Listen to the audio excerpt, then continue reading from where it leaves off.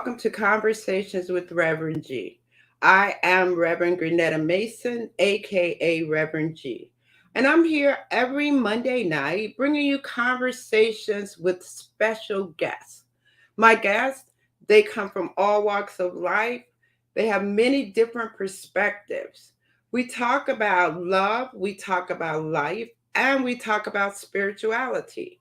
We talk about spirituality from a practical point of view. How does it support you in your everyday life? And I talk about the spiritual toolkit. What practices do you have in your own personal spiritual toolkit that support you?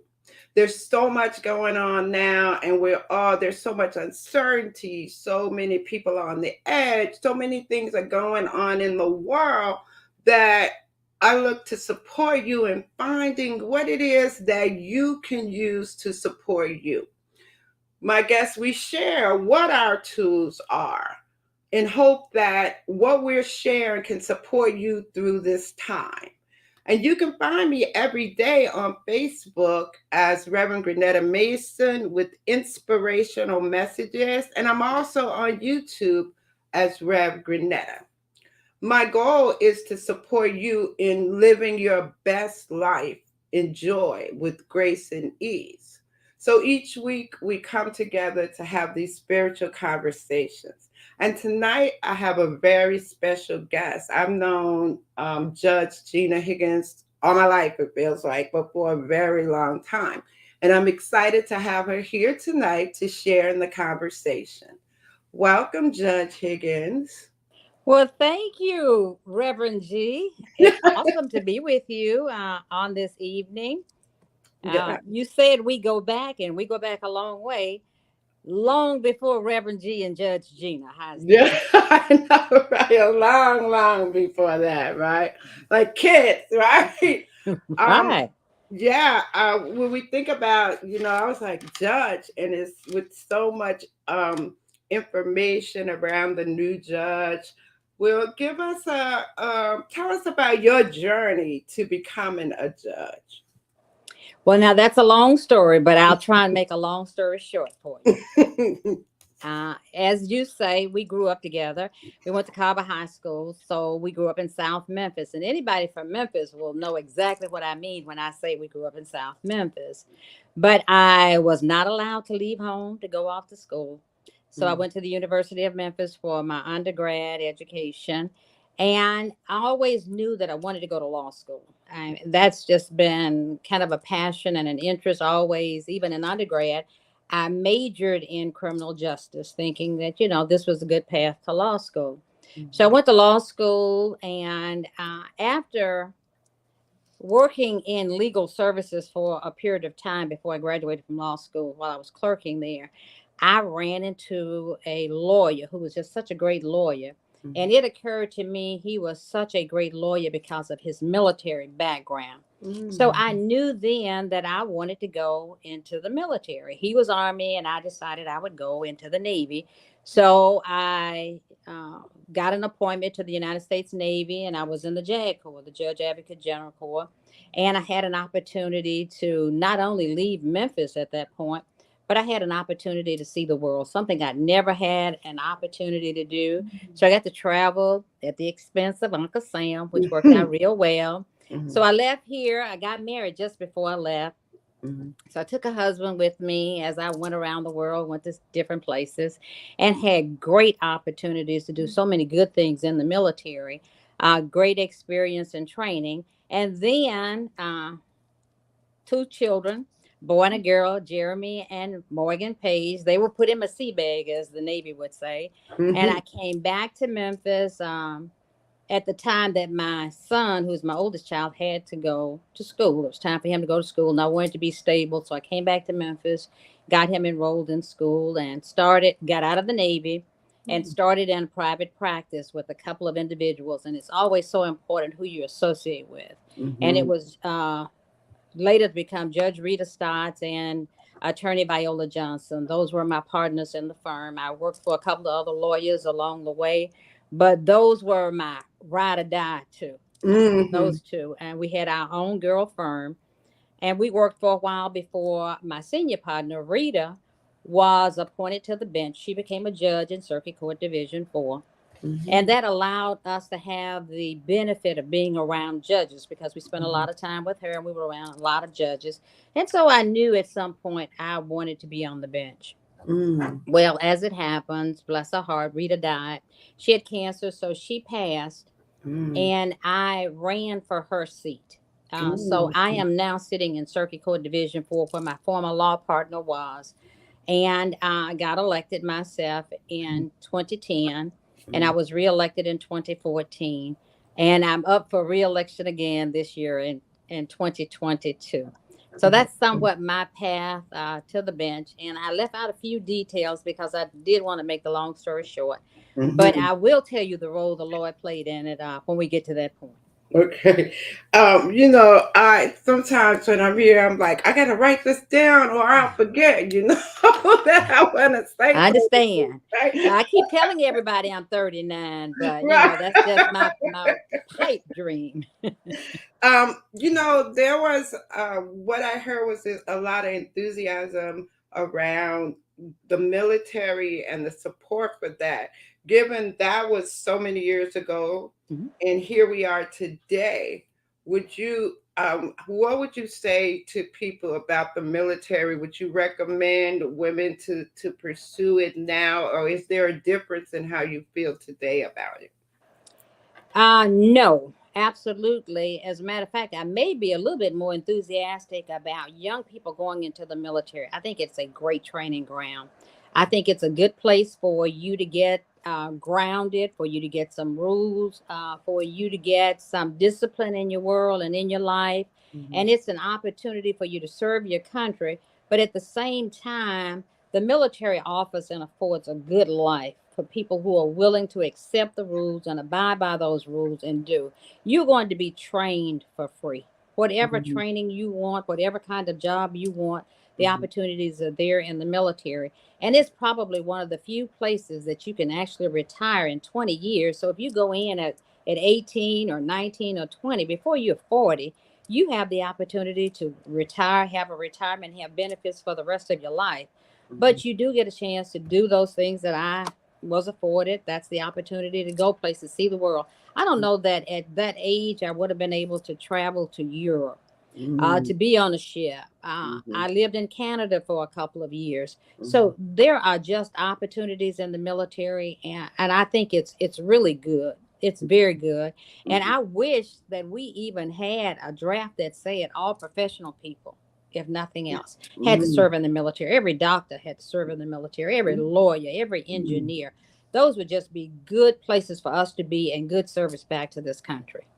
Right. It's interesting because I don't know that that message is really out there because it does afford all of that, but you don't Mhm. see as many young people going for that, right? No. It doesn't seem like to be an option. It's like, we think about college as an option or getting a job, and like the emphasis on going into the military, it seems to have decreased Oh, or not absolutely. presented, as a viable option, right? Well, you get a lot of groups that are so anti-war, as they called it, and they're Mhm. anti-military, and the messages that are out there can be so loud and clear to our young people. And a lot of the parents don't want their children to go in for fear that they would have to go off and fight a war. Mhm. So there are a lot of pros and cons to it. Mhm. But one thing I'll say is that freedom isn't free. Mhm. Somebody has to pay for that freedom. And when Mhm. our young people go off and fight in our wars, or they do peacekeeping, or whatever you may want to call it, Mhm. it is preserving these rights that we love so dearly here. All of these individual rights, all of these constitutional rights, they have to be preserved. And that is one way that we preserve them, by being a part of a military and having the greatest military in the world. I know in Israel at 18 they all go to the military, right? They And do. this that's just exactly, you go to the military. As we would go to Mhm. college, they have to all go to military. And so they are And trained. that's another factor too, right? The military will pay for that college you want.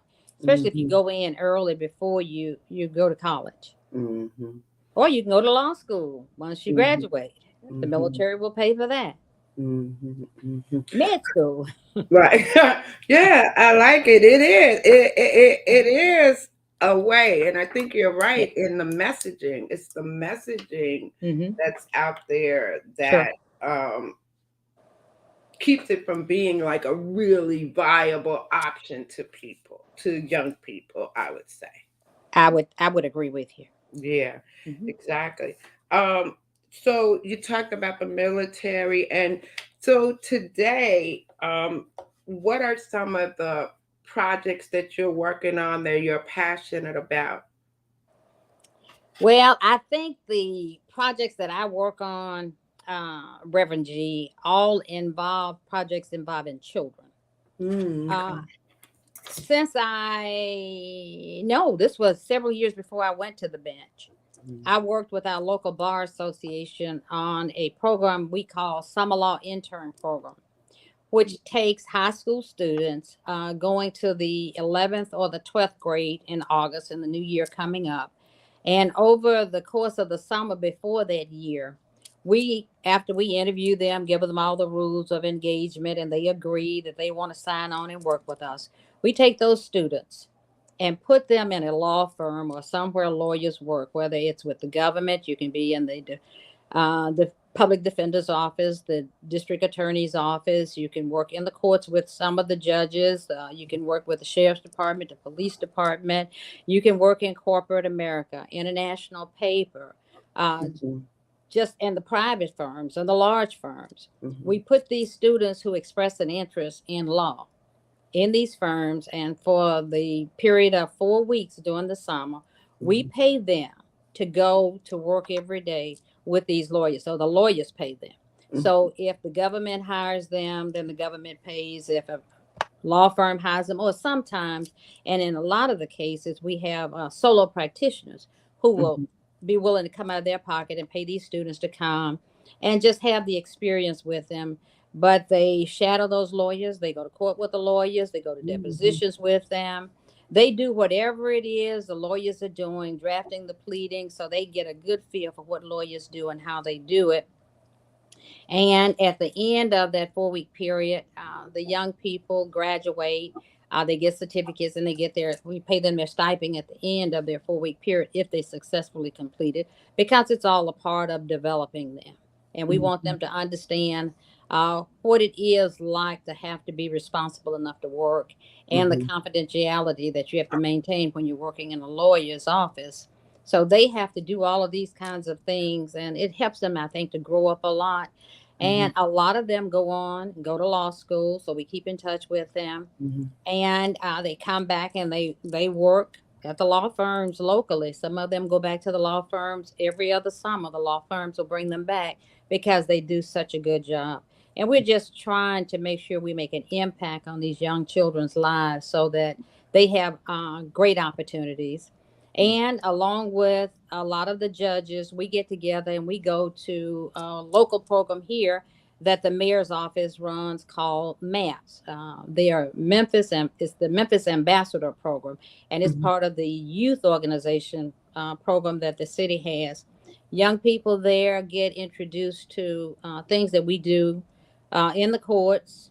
Mhm. We Okay. take the judges out, we visit with them, we put on programs for them, entertain them on constitutional rights, civics, negotiations, and different kinds of programs and projects just to get them thinking along the line of the best way to go forward in life so that they get all of the exposure that they can possibly get. So, most of the programs I'm involved with will involve children. I do a lot of reading, even for the kindergarten and Mhm. the first graders, second graders, and third graders. I go to their schools and I read with them.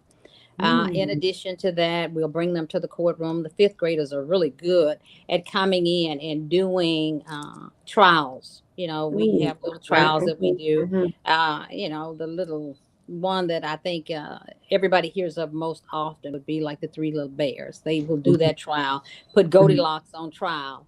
and see how it Mhm. comes out, how it works out for. Mhm. That's really great. Mhm. That they're getting the exposure and being in a position to Mhm. make a difference and have an Right. impact on the young Mhm. kids and being able to show them. Because I remember for us, because we read a lot and we explored a lot, there were so many other opportunities that we were Right. willing to. I remember going to summer college at Memphis State, right? And some people went Right. away Mhm. to school.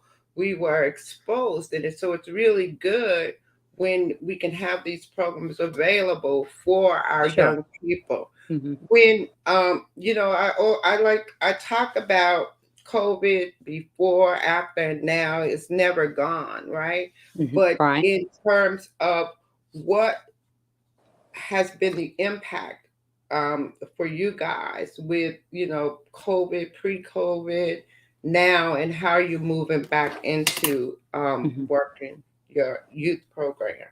All right, before I transition to into that response, let me just say one other thing about our summer law intern program. That Hmm. program is designed for minority students.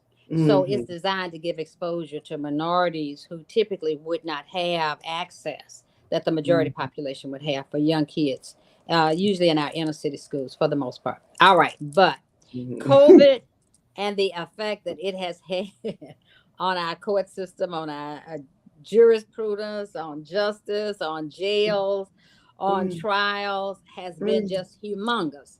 But the Hmm. good thing about it is that lawyers have skills. Hmm. Lawyers can analyze and lawyers can think, Hmm. so that we have not been so affected that we have not had to shut down. We do not shut down our courts. Our Hmm. courts are going to be moving. We're going to try matters, and we evolve probably better than a lot of places, except places with an awful lot of money. Hmm. We evolved to the virtual world. Hmm. We have our hearings on Zoom, by Zoom. At first, we were doing what we call status conferences, where we get the lawyers together and we just talk about what needs to happen, where we are, what's going on, matters we could resolve without trials. But Hmm. then we evolved into trials. So we were doing our trials, mostly bench trials, very Hmm. few jury trials. But Hmm. some people did jury trials Hmm. virtually. And Hmm. then it wasn't long though. I say 18 months, maybe not, about 15 months after we got started in 2020, we were already going at that point back into the courtrooms with the jury trials. So we started our jury trials up last year, and Hmm. we've been rocking and rolling fairly well ever since. But the world of virtual courts Hmm. will be with us forever, just as COVID is going to be here. Hmm. uh, so we're going to continue to be virtual. We handle as many matters as we can daily virtually, so that people don't have to come down to the courthouse. Lawyers can do several things all in the matter of a day, save a lot of money. Hmm. And of course, though, it has its effect. Otherwise, we're losing a lot of brick and mortar office spaces because people are working from their homes. But Hmm. it's working out for us, and we're doing just fine. Hmm. Yeah, there's been like this overall shift in how we do things everywhere, every Right. Mm-hmm. industry. Even with us, I work for Educational Opportunity Center, and for so long they were like, "No, we can't do virtual. No, our students, they need us," Mm-hmm. and we shut down. And before you know it, we were virtual and That's right. effective, right? Mm-hmm. Mm-hmm. Really getting it done. And now that it's shift time, we're really looking at, the hybrid solution. How do you do both, right? How can we go in and make them work together? And it'll be interesting to see how that works, because people, even the students now, are used to the whole virtual Sure. world and the impact of COVID, where I know that people created a more work life balance because then they were home, they were able Sure. to be with family.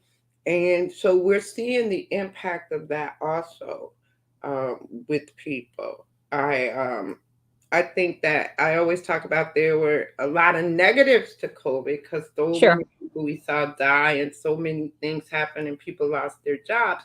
But then there were some positive parts that came Absolutely. out of it too. We talk Mhm. about, what those were, right? And I always talk about like a practice of like gratitude, and a part of that practice is Sure.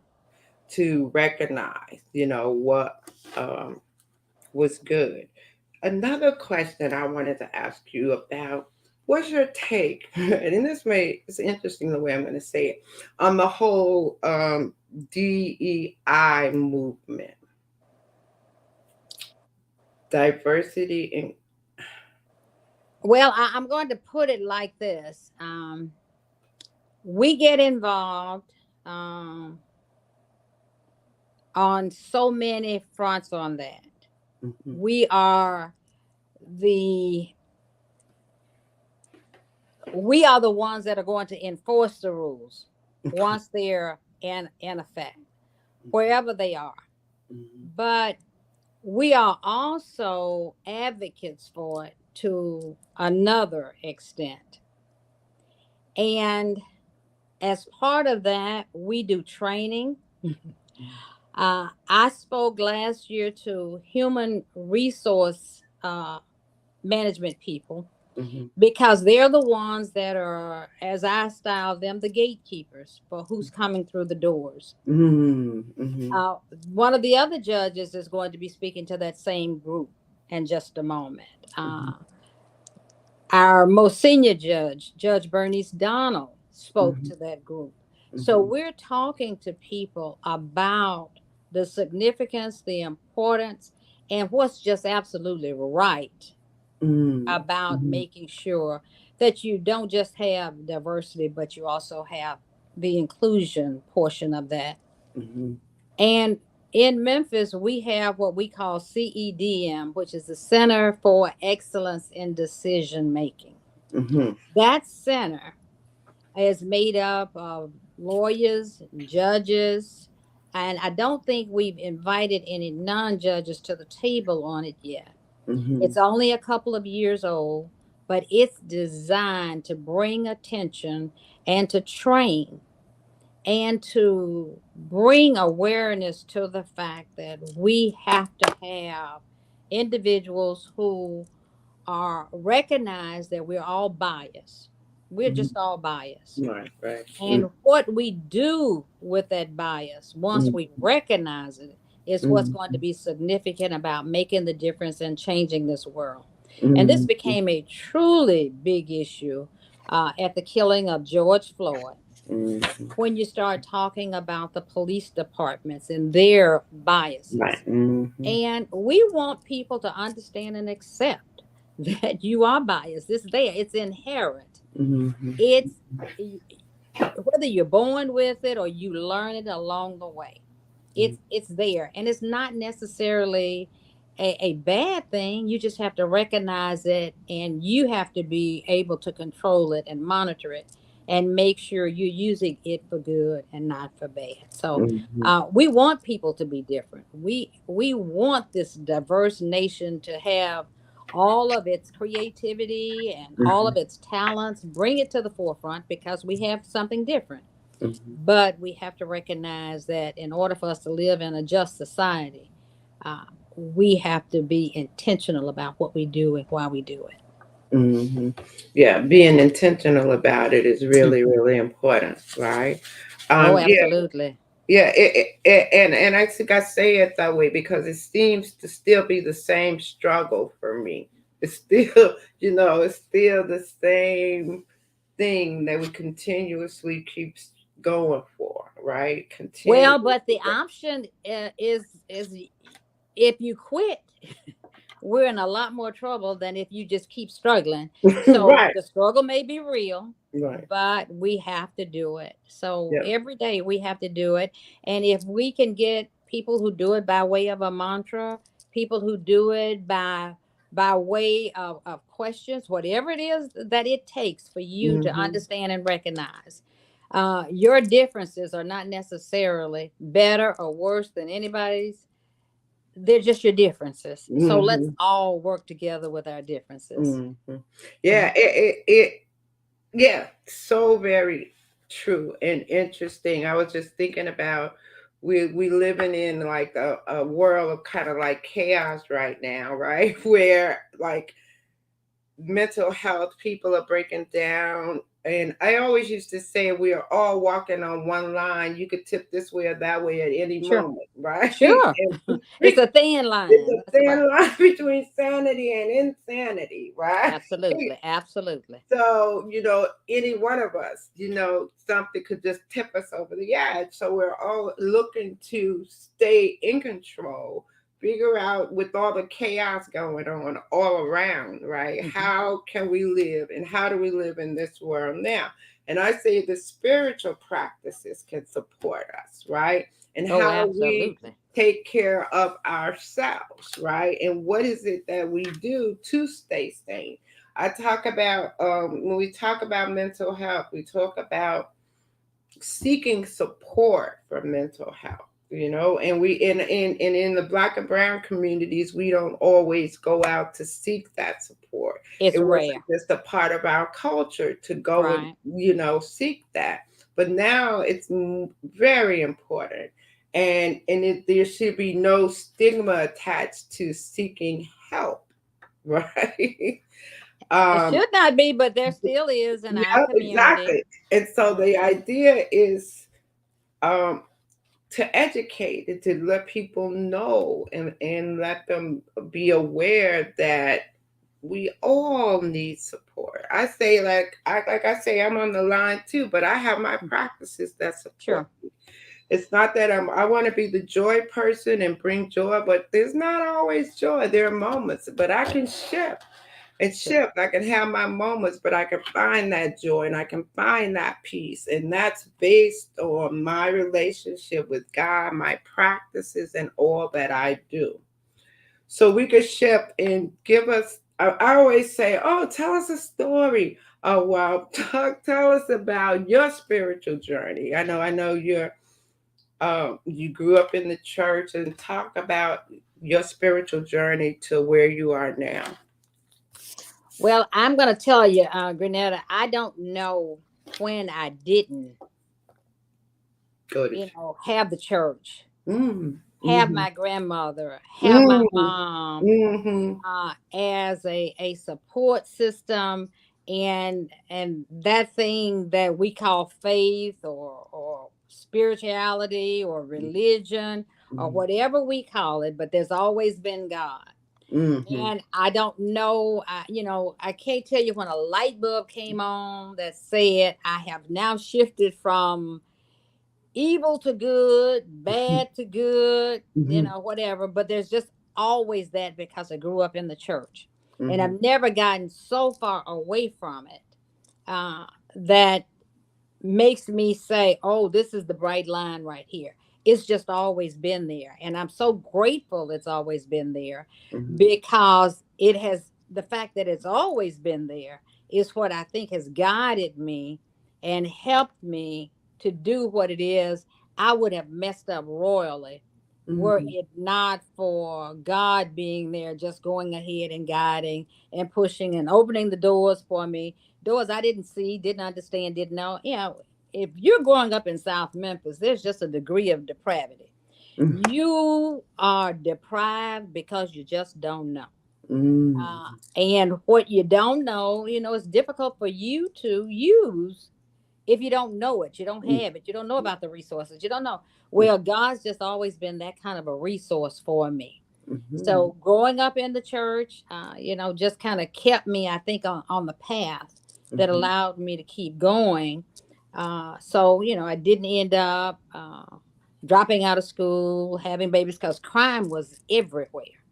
But the mhm, Lord just kind of kept me in the center of that crime, kept mhm, me, getting on a bus to go to college for 4 years, and mhm, then taking me in the different paths, introducing people, bringing people into my life that mhm, would help me go from point A to point B when I would not have known. And even at this stage of the game, where I have now gotten close to that three score and ten that he promised us. He still does that for me. He still Mhm. guides me and helps me where I don't know where. Somebody will say, well, how did you know to do that? Well, I Mhm. don't know how Mm, I knew mm, to do that. I didn't mhm, do it. God did it. And mhm, I told you I would tell you how God played a role in the election, right? mhm, One of the things you do learn when you're in the church is you have to learn to pray, and you have to learn at some point to individually have your own individual walk with God, to pray and to trust him for yourself, or to say you trust him until you learn to trust him, whichever comes first. But at the time I decided that I wanted to run for judge, my law partner Rita was still alive, mhm, and I was going to run in a different seat. She was going to be in her seat and I was going to run in a different seat. And so I told her, I said, I'm going to do it. She said, nope, nope, nope, don't do that. Don't do that. mhm, That's not good for you. I'm going like, well, what's up with that? Why she's a judge. Why doesn't she want me to be a judge? mhm, So, I prayed about it and I said, well, Lord, I'm just going to seek out wisdom from some other people that I trust as well. So I went to other individuals that I thought had wisdom and good judgment, other judges and lawyers, and I asked them. And this answer kept being no, nope, nope, no. Now it's not the time. So I'm going like, well, Lord, I think I've made my mind up. This is what I want, so I want it. mhm, And everybody kept saying no, nope, nope. I said, okay, Lord, I'm just going to back off. And because, I prayed about it. You told me to go ask these people. I asked. So I backed off. Well, a couple of years later, she dies. Rita dies. mhm, And so her seat came open. And I went back and did the same thing. I prayed about it. And the Lord said, yes, now is your time. This is mm, where I want you to be. mhm, So I applied for the position because you can get the appointment, and I didn't get it. mhm, The governor didn't give it to me. mhm, So I ran for the seat, and when I ran, of course, I did win.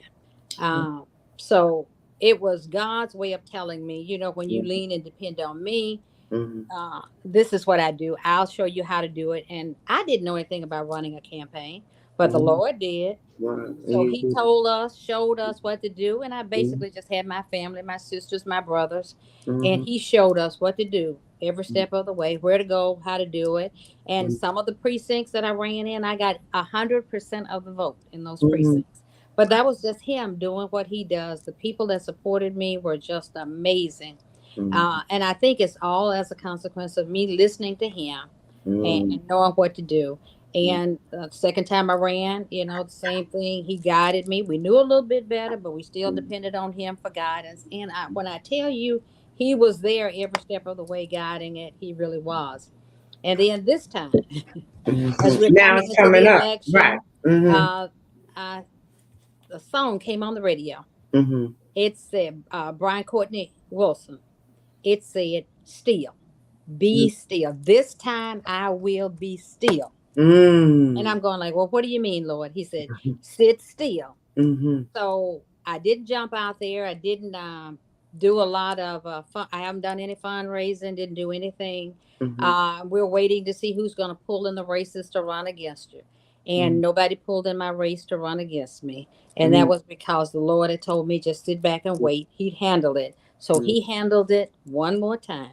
And I'm in good shape. So uh, Cool. I'm just learning to listen to him. What came to my mind is um the difference, and maybe you answered it. Being appointed, you could continuously be appointed, and at some point you have to run for the district, or how No, does that work? right. Most states have their own rules. All states have Mm. their own rules. Oh, Some okay. others are similar, others are different.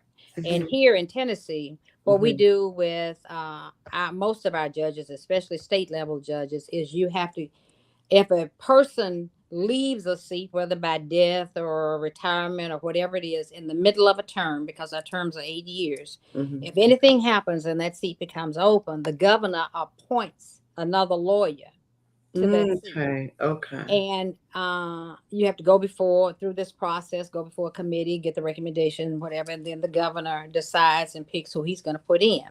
Mhm, Well, at the end of at the beginning of the next election, coming into the next general election, you have to run, whether it's less than a year, 1 year, 2 years, 3 years, 4 years, five Mm-hmm. years, whatever it is, it's whatever's left on that next term. Mm-hmm. You run for the balance of that term. So you have to get elected. And Mm-hmm. so if you run in year six, that means the person has 2 years left on their term. Mm-hmm. And you have to fulfill that next 2 years, then you have to run for your own term. uh, Okay. and then you're in for 8 years, so you have to do it like that. Mm-hmm. But it's a mixture Mm-hmm. of the appointment and then the election. But you eventually you have to be elected by the people of your particular county or your state. Mm-hmm. You know, while you were talking, what came to mind is I know that Tennessee is a Republican state, right? Right. And how has that been for you, being in a Republican state, right? All right, now you don't want me to just get real honest about Yeah, this. I do not. So why don't I give you the politically correct answer? No, I mean, if you see, it just popped into my mind to ask you this question as you were talking, right? So you can take me wherever you want to go, right? That's gonna work for you. Well, Tennessee is divided into three grand divisions: the Mhm. Western, the Middle, and the Eastern. Okay. In the Western, we have Memphis, Shelby County, Tennessee, the most heavily populated with African Americans in the state of Tennessee, right? Shelby County is our largest county, and this is where most of Black people reside. When you leave Shelby County and you go into the middle area, you have places like Jackson, Tennessee, and you have Nashville. Mhm. All right. That Actually, Jackson may Nashville, be like in the I western said, you portion. said, and you have Nashville, like And you it's have Nashville, right? just. Well, Nashville, though, has a tendency to lean Democratic. And Mhm. that's where you find the next large segment of the African American population. And Mhm. then you have the eastern section where you have the smallest amount. All right. So, Mhm. having said that, you can look at how African American judges are elected or appointed based upon that. It's still difficult for us to get an appointment, even in Shelby County, Mhm. because you have to be appointed by the governor, and it depends upon the governors. And our last few governors, of course, have been Republicans. Mhm. So it's rare, but every now and then you'll get one or two Mhm. African Americans that will get the appointment. Mhm. But it is in Shelby County that we can run because of our population makeup. The Mhm. demographics here will allow us to get elected. And Mhm. so you have more African American judges in Shelby County than you have anywhere else in the state of Tennessee. The Mhm. next would be in Nash. Nashville, Davidson County. They have a large portion there, but we still outnumber them here in Shelby County. The sad thing, though, is once you leave Memphis, go through Nashville and see a fewer number. That's it. Mm. That's Mhm. it. Mhm. There are no judges, African American judges elected in the eastern part of the state. Now, we do have one on the Court of Appeals out of Chattanooga, Mhm. but he's been on the Court of Appeals for a lot of years now. But other than that, there are no African American judges in the state of Tennessee, which is what we consider to be a very red state. Mm. And it's interesting too because I see you guys on Facebook, and the you guys have a strong, it looks like to me from the pictures I've seen, a Hmm. connection and a support system with the African American female judges as I've seen, right? Oh, So absolutely. and just coming together and support each other. But I did not realize that this this was just this pocket, right? It's just a You know, pocket. just the pocket. Though, as Hmm. I thought of that, because I was thinking about it, and it just came to my mind because I think about if I were to move, where would I move, right? And then what comes into mind for me, it's like whether it's Democratic or Republican, and being a judge, the impact of that, being in a whole Republican kind of frame of mind and working within that system. That's why it came to mind. So Well, there. the good thing for us, though, and I think this helps, and I wish this were true all over this country, Mhm. is that we are what we call nonpartisan. We don't Mm. run as Democrats or Republicans. Mm. We are nonpartisan, so we don't put the P's and the D's and the R's. Sorry Next about year, this. exactly. In front of our names or behind our names. Mm-hmm. And I think it's good for the psychic of the people that Mm. you're not running on those platforms, because those Mm-hmm. platforms are so loud now. Mm. I would not want to think, if I were a Democrat, that I have a person who is just bent on being a Republican as my judge, because I need some fairness Mm-hmm. and not politics. If Mm. I were a Republican, I would want to go in front of a Democrat who was the judge, because I want fairness, not Mm. politics. Mm. So the fact that we are nonpartisan is one of the best, I think, aspects of being a judge in Shelby County. Now, that's not true in all of Tennessee. Some places you do run partisan, whether you're independent, Democratic, or Republican. Mm-hmm. Oh, okay. So that is good to that supports Mhm. um yeah, not having to Mhm. even deal with that, right? Right. That's how I think about it. I like that, but it also cuts down on the length of your election period as well. If you're Oh. campaigning as a Democrat or Republican, you have a primary. So those Mm. judges up in Nashville and East Tennessee, outside Shelby, they're running for their primaries as Republicans and Democrats Mhm. next month in May. There's an election for them, Okay. and early voting has already started, of course. And Mhm. then they'll have to run again in August. We only have to run in August. We don't Okay. You'll run have to both go. times. Right. Okay. Okay. Yeah, we don't have a primary. Mhm. Um, well, I wanted to shift back and talk about the spiritual toolkit. And when I talk about the spiritual toolkit, we all build our own personal spiritual toolkit, right? Can you share with me what are your top three practices, right, that you use that support you for clarity, for sanity, for peace, right? For all of those things, what would you say are your top three practices? Well, I told you, I just kind of grew up in church and was always there. Hmm. Well, there's a good side to that, and there is probably a negative, not maybe not negative, but there's a get too comfortable side to it. Hmm. And here's what I mean by that. Uh, when you grow up in the church, you have routine, you have a comfort zone. This is what you do, and you don't really think about it. You just do it because that's what you learn.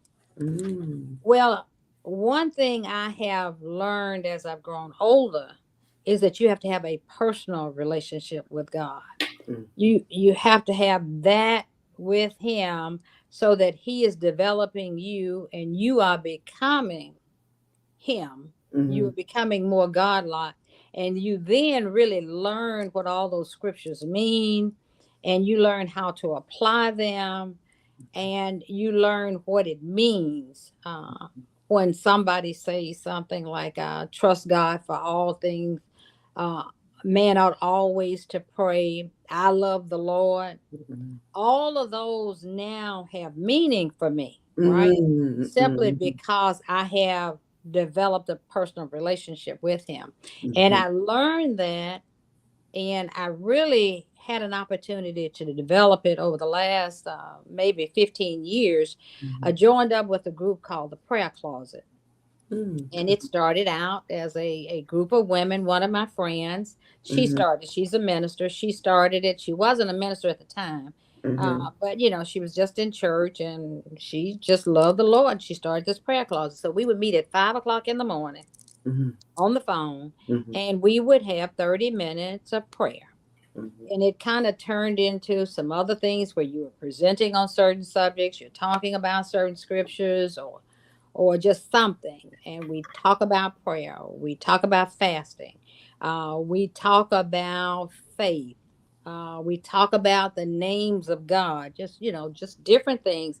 And you're growing and you're developing, and it just becomes a whole lot more personal with you Mm-hmm. as a consequence of it. So, over the last 15 years or so, that has really honed it for me and brought it home.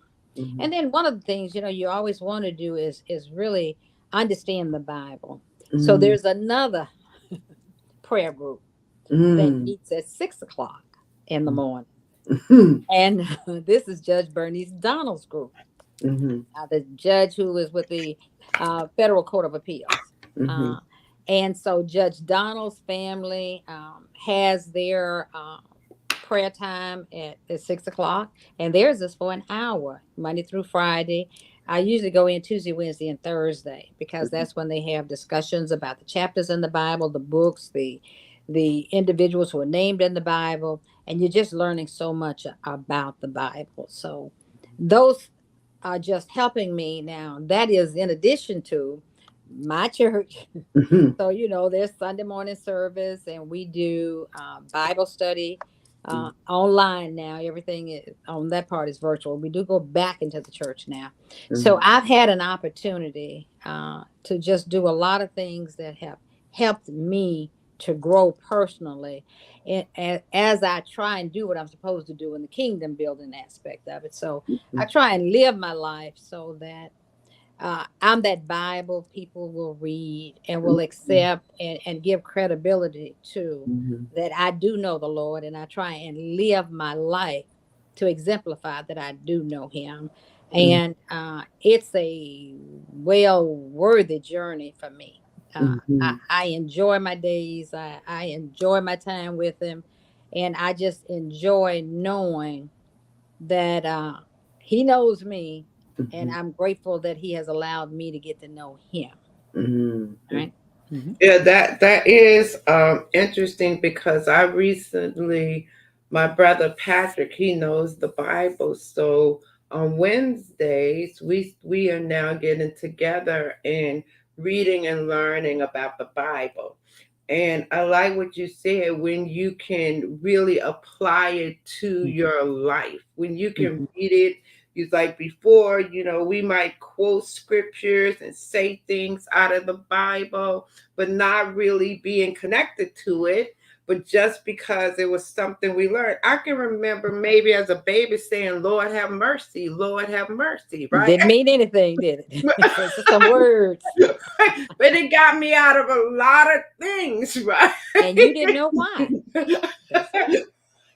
just be saying, Lord have Hmm. mercy, because so, but then now understanding, the phrases that we use, because Hmm. I know as I've gone through, sometimes I would say certain phrases, like you said, things that we learn, and then you stop and say, well, do you believe that, or what does that mean, or how do you relate to that, That's right? right.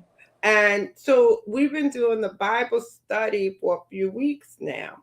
And I've noticed that for me, I'm starting to say I want to do things more Christ like. But what that translates to is loving people, being compassionate to people, being kind to people. Absolutely. How am I living my life, Hmm. right?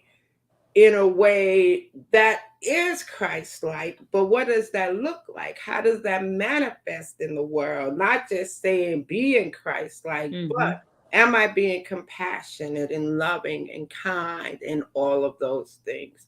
So it supported me as another practice. I think in order to, because we are human and things have come to us, we're in all kind of situations. Sure. You have to take that moment to stop, to remember, right?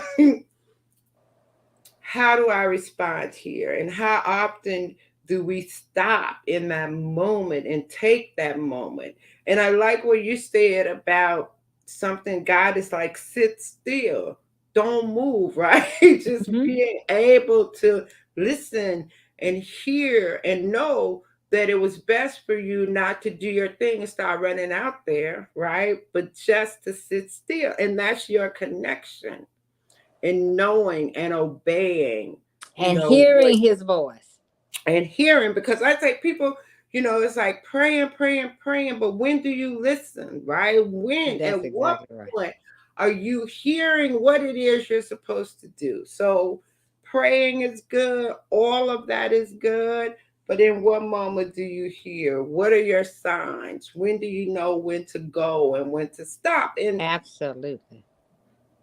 yeah, and I was just like, as humans, sometimes we might want to go when we need to stop, right? What came to mind is like you said, we have these verses. You haven't even gotten in marching orders yet, right? So I remember that, and it's the same idea of when we want to have things manifest or do it a certain way, we need to step back, pause for a moment, and hear and Hear listen. the voice of God. Yes, Amen. yes. I guarantee you, he won't lead you astray. He won't. He is really good at what he does. Yes, exactly. And we have to be good at listening, right? Yeah, I'm telling you. And be Mhm. good at, just understanding how to live in this world. And every day, even like 3 shootings this weekend, all of this going on, right? You just think the world is gone mad, right? With the war and people don't. Mm-mm. Surviving in that. And that's why I love having the spiritual practices There because you I go. do my meditation and prayer and my gratitude practice and I listen to spiritual leaders and get insights. And now I'm excited about this Bible study. And it's with my sister, my brother, my cousin. So it's so cool because it's a family affair, right? You know what? That sounds exactly like, what I was telling you about Judge Donald. It's Hmm. her family's Bible study group. And Hmm. it has grown though because they invite other people in. And Hmm. but it's amazing. I tell you what, I'm going to offline. I'll give you the information, and you can Okay. just dial in one morning and just listen to see how they do it. And I Okay. think you'll enjoy it. Yeah, yeah. Do Hmm. send me that because it Hmm. will be. I'm up every morning anyway, so it would be great a part of Hmm. to add to my spiritual practices on any given day. Right. So yeah, that would be really Hmm. interesting to check Hmm. into. So we're getting up on that hour. I like to give you the time. She's like, it's getting on the hour, right? We've been talking for an hour. I Yeah. can't believe it. To any closing messages, remarks. I think so many great things are happening. I could also get in. At one point, I was thinking about. I love what you're doing with giving exposure to people who wouldn't necessarily have that exposure, and then giving it to them as youth. I Hmm. love all of that. So opportunities that are available to youth, I'm really excited to hear that those programs are in existence and you guys are doing that.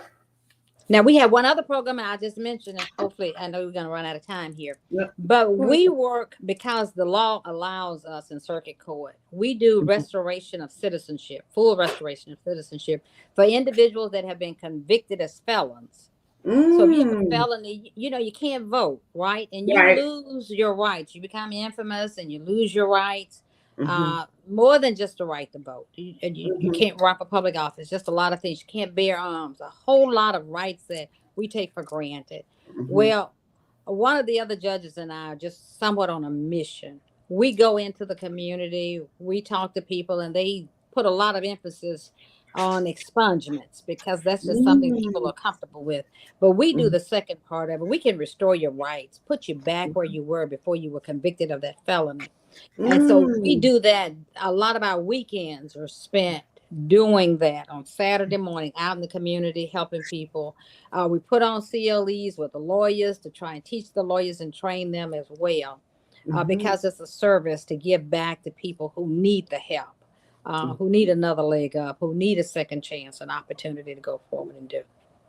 Wow, that's excellent. It is great for people to know that the services are there and Sure. that they can be restored. They can be Right. restored. Okay. Yeah, that's Hmm. beautiful and that's great. And It's about getting the message out there and letting people know that these Hmm. opportunities exist, that there are Right, right. places, that Hmm. there is support, because people can just think that there's nothing left. So I'm really excited because so Hmm. many of our African American brothers have criminal records, right? Oh, yes, absolutely. So many, and then so many of them could probably be cleared up, right? Given just some They could effort. be if they had guidance, if they had somebody to Exactly. help them through the process, and they do Exactly. need that. Yeah. Hmm. Yes, So, exactly. Grenetta, if you were going to give me one last thing to say, I'd say this.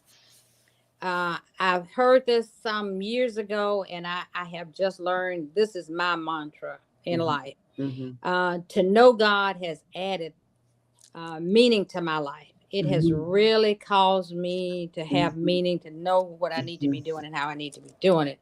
But when I learn to listen and to obey Him, that has what has added the purpose to my life. So Mm. I am walking in my purpose. I'm Mhm. enjoying it. I love Mhm. it. And I'm just so grateful to God for the Mhm. opportunities that He's granted to me.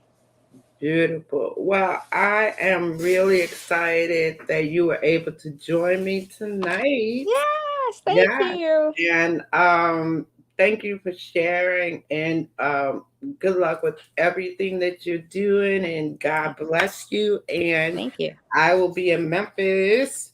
I will definitely look you up. I'll All let you right. know when I in advance when I'm coming, so that we'll have a time. Oh, great. Get And we'll together. make sure we all get together and spend some time Yeah. just All right. catching up. Yeah, exactly. Okay. All right. All right. Thank All you. right. Thank And you again. have a great day. And I'll All talk to you right. And God soon. bless you on what you're endeavoring to do here. All right. Thank Okay. you. All Bye. right. Bye bye. Thank you for joining me tonight on Conversations with Reverend G. I'm here every Monday night, WEMS Radio Live on Facebook and on YouTube. I'm here to support you in finding joy and living your best life. You can find me every day with inspirational messages on Facebook as Reverend Grenetta Mason and on Instagram as Rev Grenetta. You have a great, great evening, and listen, practice listening to hear what moves you need to make and what your next steps might be. I'll see you again next week right here on WEMS Radio Live.